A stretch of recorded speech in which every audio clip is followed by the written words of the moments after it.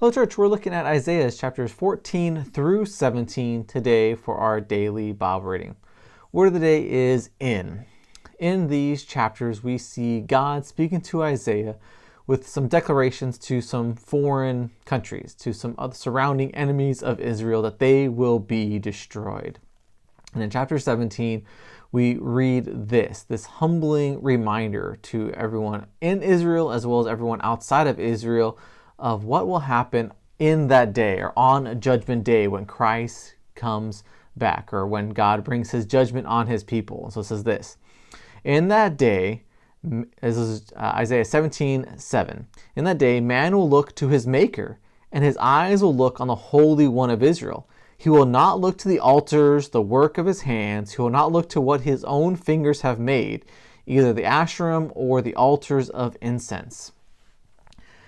This humbling proclamation that when God's judgment comes, the things we thought were important, the things we thought could save us, the things we put our hope and our trust in this case, these wooden images, these own gods that these people created for us, it may be our work, it may be our family, that they're idols of our life that we place above God. But when we see God, when we see our sin, when we see coming judgment, we can only look to our Maker, our Creator.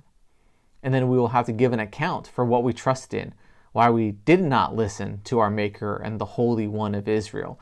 And so this is a subtle, yet straightforward, yet difficult and challenging reminder as we look back on how God ended up punishing all these foreign countries around Israel, and as we look forward to the consummation of this age when Christ will return.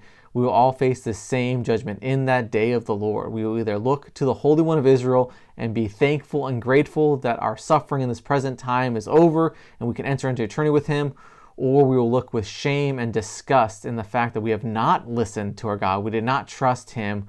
We focused on our own strength, our own idols, our own gods, rather than the one true God. And now we're going to suffer the consequences for our rebellion and our sin.